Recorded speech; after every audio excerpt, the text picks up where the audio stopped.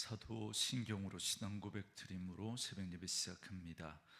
전능하사 천지를 만드신 하나님 아버지를 내가 믿사오며 그 외아들 우리 주 예수 그리스도를 믿사오니 이는 성령으로 잉태하사 동정녀 마리아에게 나시고 본디오 빌라도에게 고난을 받으사 십자가에 못 박혀 죽으시고 장사한 지 사흘 만에 죽은 자 가운데서 다시 살아나시며 하늘에 오르사 전능하신 하나님 우편에 앉아 계시다가 저리로서 산자와 죽은 자를 심판하러 오시리라.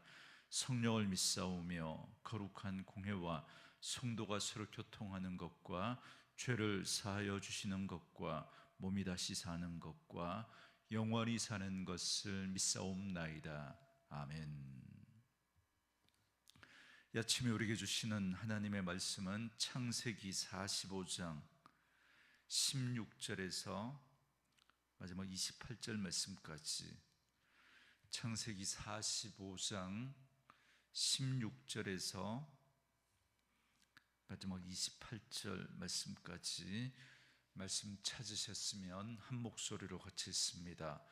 요셉의 형들이 왔다는 소문이 바로의 궁에 들림에 바로와 그의 신하들이 기뻐하고 바로는 요셉에게 이르되 네 형들에게 명령하기를 너희는 이렇게 하여 너희 양식을 싣고 가서 가나안 땅에 이르거든 너희 아버지와 너희 가족을 이끌고 내게로 오라.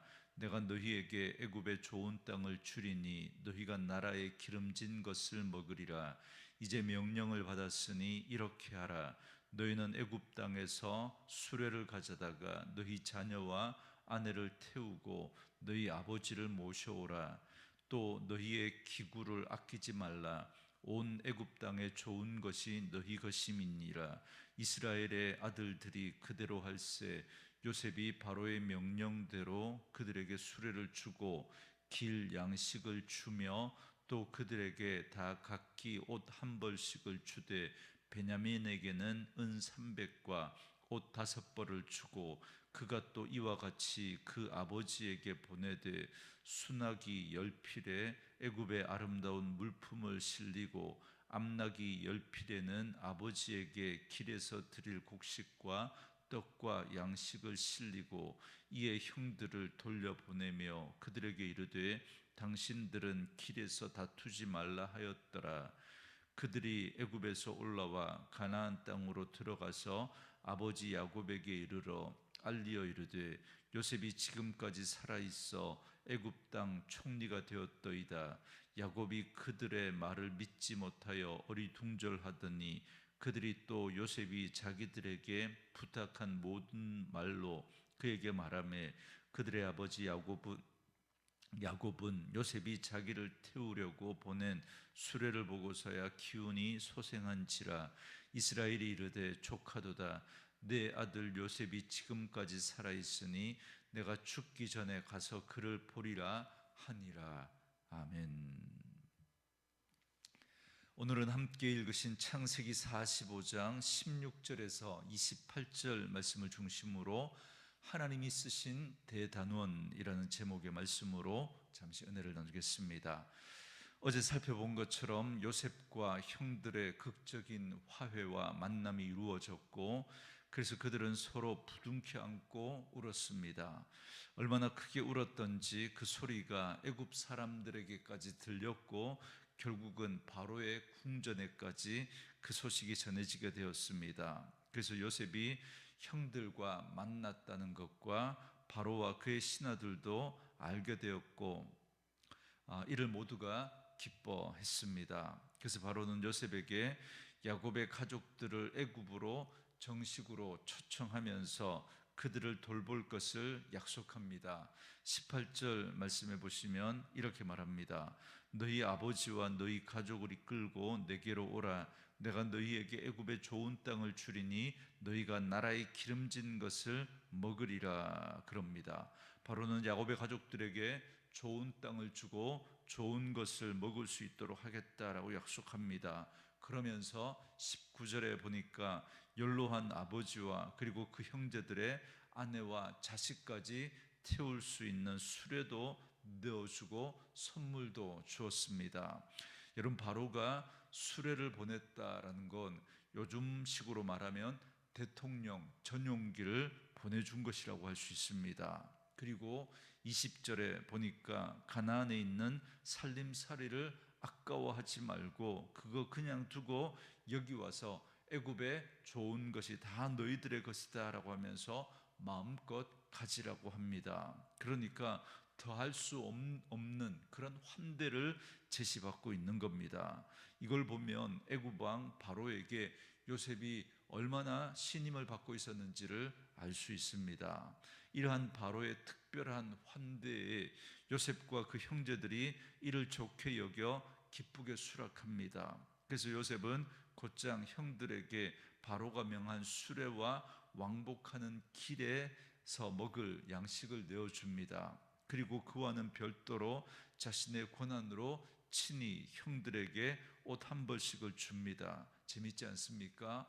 옛날에 자신의 채색 옷을 벗긴 형들에게 요셉은 도리어 입을 옷을 준비해 주고 있습니다. 이게 하나님의 은혜를 아는 자의 모습인 겁니다. 그리고 특별히 친동생 베냐민에게는 식사 때처럼 따로 은 300과 옷 5벌을 더 얹어줍니다. 긴 세월 사무쳤던 그리움의 표시라고 할 수 있겠습니다. 그리고 아버지 야곱에게도 순나기와 암나기에 각각 온갖 선물과 애굽으로 올 때 필요한 양식을 실려 보냅니다. 한편 요셉은 24절 말씀에 보니까 형제들에게 가나안으로 가다가 서로 다투지 말 것을 당부합니다. 여기서 우리는 요셉의 세밀한 배려를 발견할 수 있는데요, 돌아가는 길에 옛날에 아버지를 속여 요셉을 팔았던 일에 대해서 서로 책임 회피를 하고 원망하고 변명하다가 혹시나 형제 간의 관계가 깨어지지는 않을까 염려했던 겁니다. 왜냐하면 이제 가나안으로 돌아가서 아버지를 만나면 요셉이 살아있다라고 말하고 그동안 있었던 자초지정을 얘기해야 되거든요. 그러면 자신들이 아버지를 속였던 그 죄들을 다 얘기해야 됩니다. 그래서 혹시 그것 때문에 서로 책임 회피를 하면서 서로 원망하며 싸우는 일이 있을까봐 미리 당부를 한 겁니다. 요셉은 지금의 이 모든 일들이 하나님께서 하신 일이다라는 것을 깨달아 알고 있었습니다. 그리고 그런 하나님의 섭리에 대해서 형제들에게 이미 다 이야기했습니다. 그렇다면 앞으로는 은혜만 생각하면 될 일입니다. 그런데 아버지 앞에서 죄를 고백할 일 때문에 은혜를 헛된 것으로 바꾸지 말라라고 당부하고 있는 겁니다. 우리는 여기서 하나님의 마음을 발견할 수 있습니다. 하나님은 과거의 죄에 대해서 잊으라고 말씀하시는 겁니다. 그것에 사로잡혀서 스스로를 괴롭게 하지 말라는 겁니다. 로마서 8장 1절 말씀에 보면 그러므로 이제 그리스도 예수 안에 있는 자에게는 결코 정죄함이 없느니라 말씀합니다. 우리는 하나님 없이 살았던 우리의 과거가 어떠했는지 잊지는 말아야 하겠지만, 그러나 이미 하나님께서 예수 그리스도의 그 십자가로 말미암아 용서하신 죄를 끌어안고 죄책감에 사로잡혀 살아가서는 안 될 것입니다. 그러니까 우리는 우리의 죄인됨을 기억하되 그로 인해 자신을 자책하거나 남을 원망해서는 안 된다는 겁니다. 오히려 이렇게 하셔야 됩니다. 우리는 우리의 죄인됨을 인정하고 기억하되, 그럼에도 불구하고 우리가 연약할 때, 우리가 죄인 되었을 때, 우리가 하나님과 원수 되었을 때 우리를 사랑하신 하나님의 사랑을 기억하고 감사하는 자가 되어야 하는 것입니다. 그리고 동시에 나 자신에 대해서 뿐만 아니라 다른 사람들을 바라보면서도 그들을 정죄하고 비난하는 것이 아니라 하나님이 나를 그렇게 대해 주셨던 것처럼 똑같이 할 수는 없겠지만 참아주고 기다려주는 모습이 우리에게 필요합니다. 말씀으로 예를 시작하는 저와 여러분에게 이 은혜가 있기를 원합니다. 이제 가나안으로 돌아온 요셉의 형들은 아버지 야곱에게 요셉이 살아있다라는 소식을 전합니다. 살아있을 뿐만 아니라 대제국 애굽의 총리가 되어 있다라는 사실을 전합니다. 이 소식을 들은 야곱의 반응이 26절에 나오는데요, 야곱은 그 말을 믿지 못해서 어리둥절해했습니다. 그렇지 않겠습니까? 죽은 줄로만 알았던 요셉이 죽은 게 아니라 사실은 애굽의 노예로 팔려갔다가 총리가 되었다라고 하는 이런 기적 같은 이야기가 어떻게 쉽게 믿겨질 수 있겠습니까? 그래서 27절 말씀에 보면 그들이 또 요셉이 자기들에게 부탁한 모든 말로 그에게 말하며 그들의 아버지 야곱은 요셉이 자기를 태우려고 보낸 수레를 보고서야 기운이 소생한지라 그럽니다.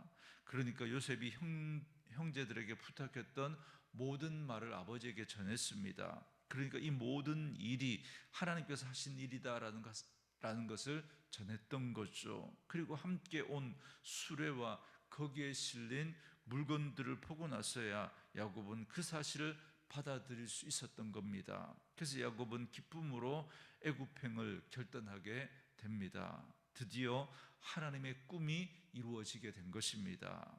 사랑하는 성도 여러분, 요셉의 이야기에 있어서 중요한 모티브가 되는 것은 꿈입니다. 이 사실은 누구도 부인할 수 없는 사실입니다. 그러나 중요한 것은 그 꿈이 누구의 꿈이냐라는 것입니다. 여러분, 오해하지 마셔야 합니다. 하나님은 우리의 꿈을 이루어 주시는 분이 아닙니다. 하나님은 우리의 꿈을 위해서 존재하는 분도 아닙니다. 하나님은 오직 자신의 꿈을 이루실 뿐입니다. 그 꿈을 위해 요셉을 부르시고, 그리고 저와 여러분, 우리와 같은 죄인들을 불러서 사용하시는 겁니다. 여러분, 하나님의 꿈은 단순합니다. 세상의 모든 만물이 하나님을 하나님으로 인정하는 꿈입니다.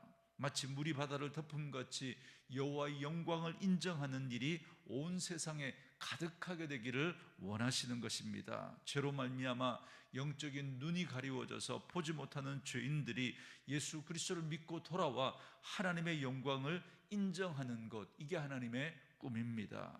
귀가 어두워진 죄인들이 듣지 못하는 하나님의 영광을 인정하게 하는 것이 하나님의 꿈입니다. 그래서 예수가 하나님의 꿈입니다. 그래서 그 예수님이 오셔서 어둠 가운데 있는 만물 위에 빛이 되셔서 하나님의 영광을 친히 나타내셨습니다.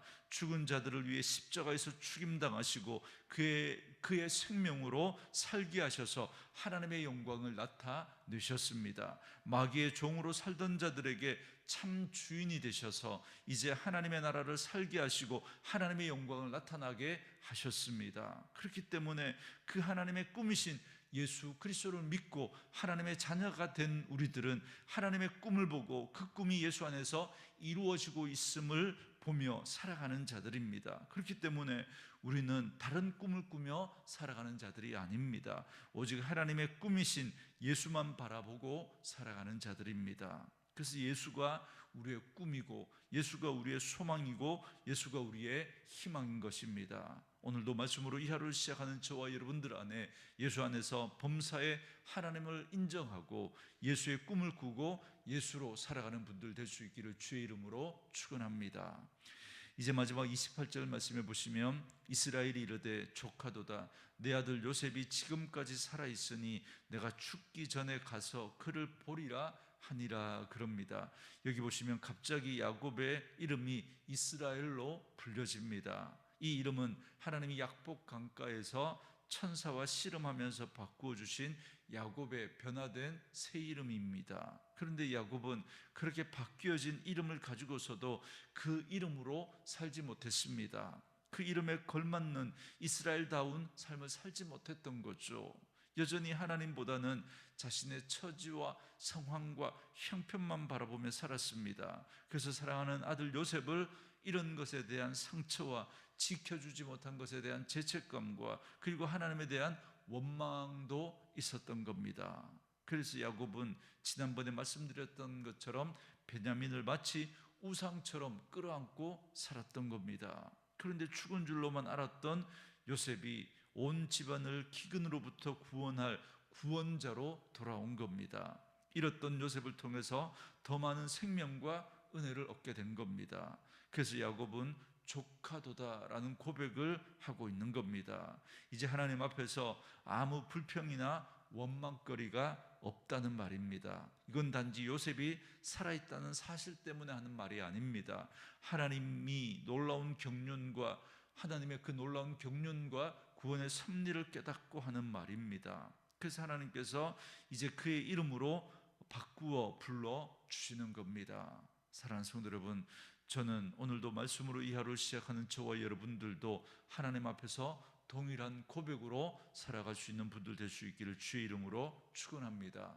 사도 바울은 믿음의 삶을 자족하는 삶이라고 했습니다. 빌립보서 4장에 보면 나는 어떤 형편에 처하든지 자족하기를 배웠노라라고 하면서 비천에 처할 줄도 알고 풍부에 처할 줄도 알아 모든 일에 배부름과 배고픔, 풍부, 궁핍에 처할 줄 아는 일체의 비결을 배웠다 그럽니다. 그리고 나서 그가 한 유명한 고백이 바로 내게 능력 주시는 자 안에서 내가 모든 것을 할 수 있느니라 라고 하는 고백이었습니다.